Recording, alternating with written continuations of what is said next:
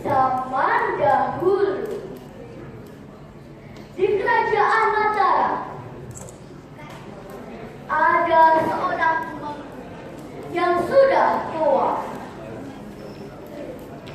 Beliau memiliki seorang anak laki-laki yang gagah dan tampan bernama Kubitasari. Putra Tumenggung ini sudah cukup dewasa untuk berumah tangga. Karena Tumenggung sudah kepengen punya cucu, maka dipanggillah putranya.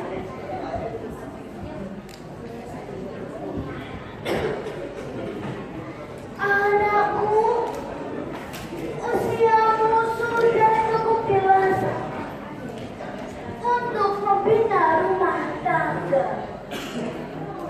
Romo dan ibumu ingin segera menimang seorang cucu. Kata,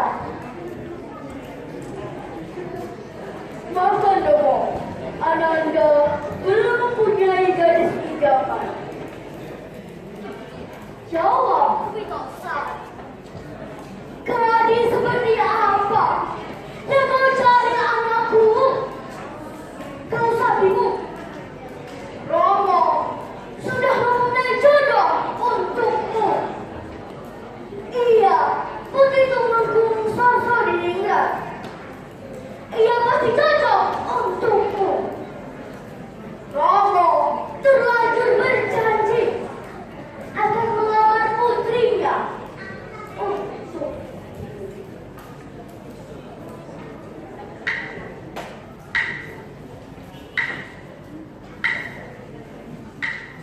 Kubitasari. Dia 1000 bahasa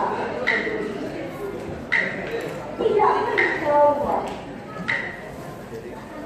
pertanyaan Ramandanya.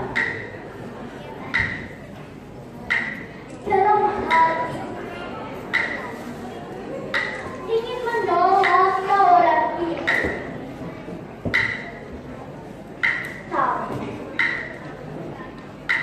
tak punya keberanian.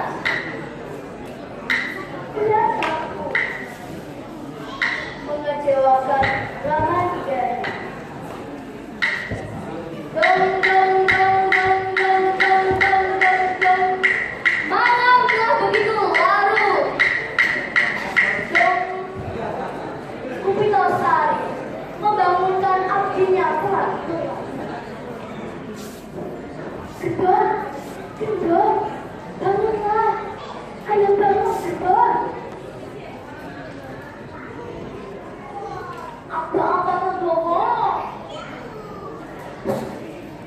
Jangan banyak tanya.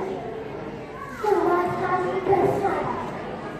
Kita pergi malam ini. Aku dulu. Sitiko jauh.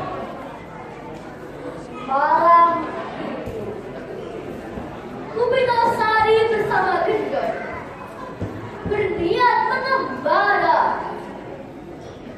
untuk menghindari paksaan Ramandanya. Mereka berdua pergi ke arah timur.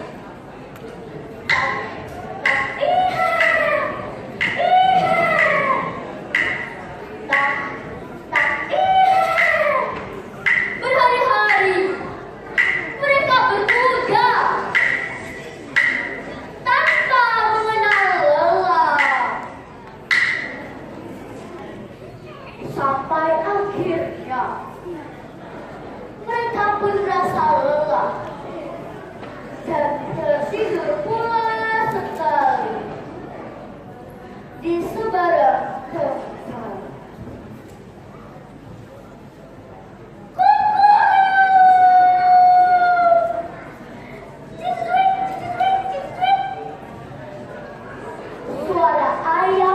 pokok, burung berkicau, tanda hari mulai pagi.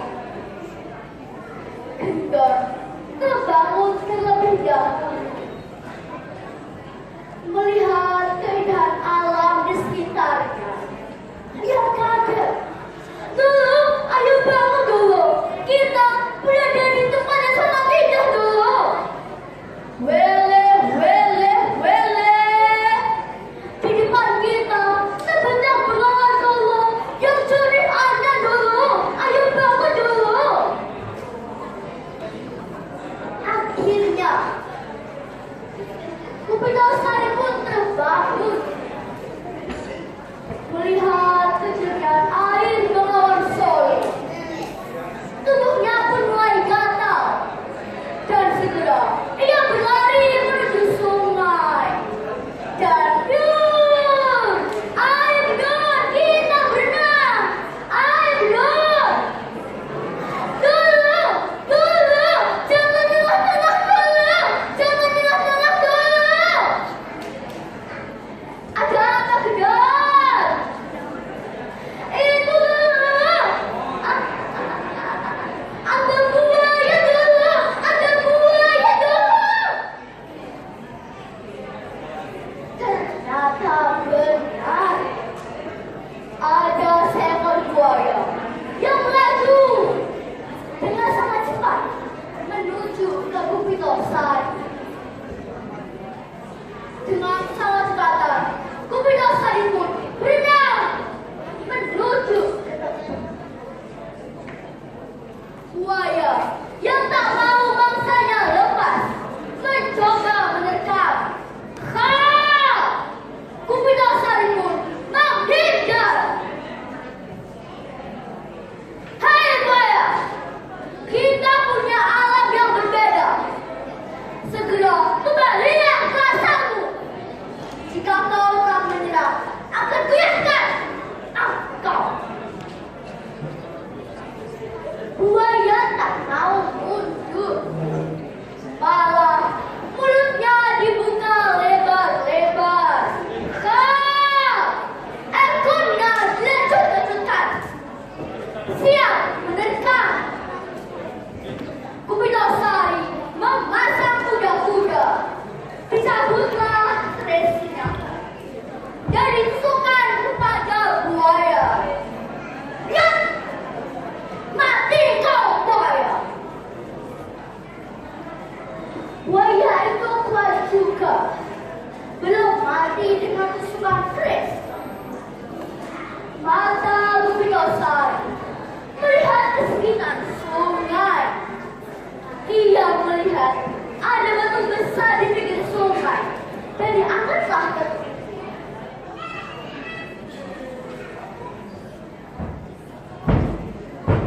Dan boom!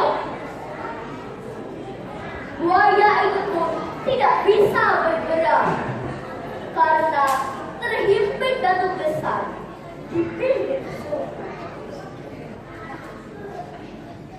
Akhirnya, Kupitasari bersama Gedor menetap di desa itu. Ia menyebut desa ini dengan nama Desa Watu Alam.